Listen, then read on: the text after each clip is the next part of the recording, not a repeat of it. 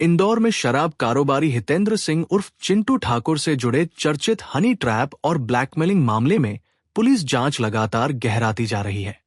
Crime branch ने अब मामले में एक और महिला आरोपी को हिरासत में लिया है।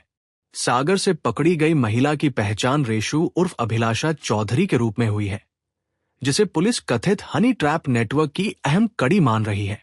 बताया जा रहा है कि रेशु भाजपा के एक प्रकोष्ठ में पदाधिकारी भी रह चुकी है।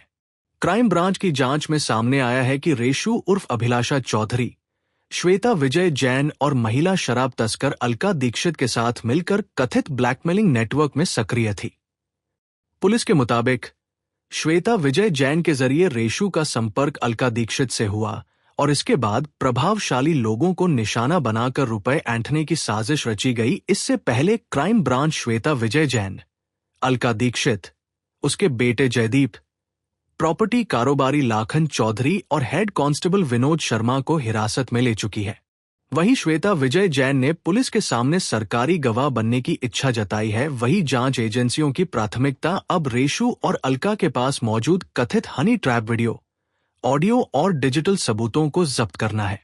सूत्रों के अनुसार आरोपियों के मोबाइल फोन से कुछ ऑडियो वीडियो फाइलें भी रिकवर की गई है। इधर हेड कांस्टेबल विनोद शर्मा से भी देर रात तक पूछताछ की गई।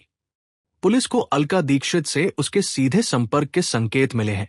जांच में यह भी सामने आया है कि रेशु और उसके साथियों ने निमाड़ क्षेत्र के एक प्रभावशाली नेता को भी निशाना बनाया था। पुलिस के मुताबिक जब अलका ने चिंटू ठाकुर को ब्लैकमेल करने की कोशिश की, तब उसने अपनी ऊंची पहुंच का हवाला दिया था।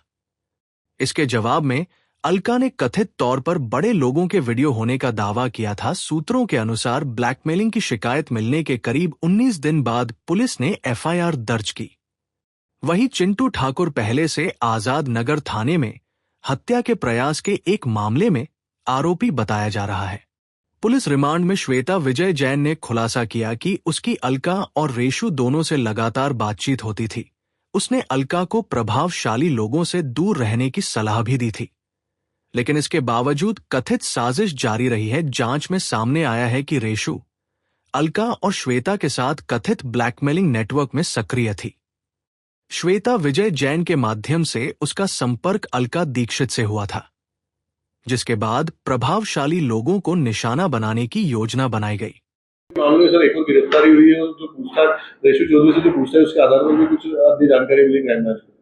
देखिए, जैसा कि आपको मालूम है, ब्लैकमेलिंग का ये केस हुआ था जिसमें कि जमीन के खरीद फरोख्त से जुड़ा हुआ एक व्यवसायी के साथ ब्लैकमेलिंग की घटना हुई थी।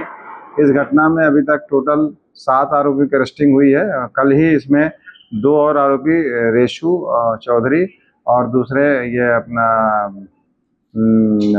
विनोद शर्मा जो प्रधान आरक्षक हैं, उनकी गिरफ्तारी भी हुई है और अब टोटल उनको मिलाकर के टोटल 7 आरोपियों की अरेस्टिंग हो गई है। प्रकरण में उनकी भी पुलिस रिमांड लिया गया है 25 तारीख तक और अब उनसे रिमांड के दौरान पूछताछ की जाएगी और जो भी तथ्य आएंगे वो आपको बताया जाएगा। सर, इस गैंग में पुलिस विभाग के इंटेलिजेंस विभाग के विनोद शर्मा को एंट्री कैसे किया हुई, कुछ जानकारी मिली? इसमें ये जानकारी मिली तकनीकी आधार पर। जब डेवलप किया गया तो मालूम पड़ा कि जो ये इसकी पूरी सरगना है अलका दीक्षित, इसके संपर्क में प्रधान आरक्षक विनोद शर्मा लगातार थे और इस पूरे प्लानिंग जो पूरी जो ये आपराधिक गतिविधि है उसके प्लानिंग का ये हिस्सा था। सर, हितेंद्र ठाकुर के अलावा इन लोगों ने किसी और को भी करना कबूला है कि हमने ब्लैकमेल किया या साजिश रची कुछ?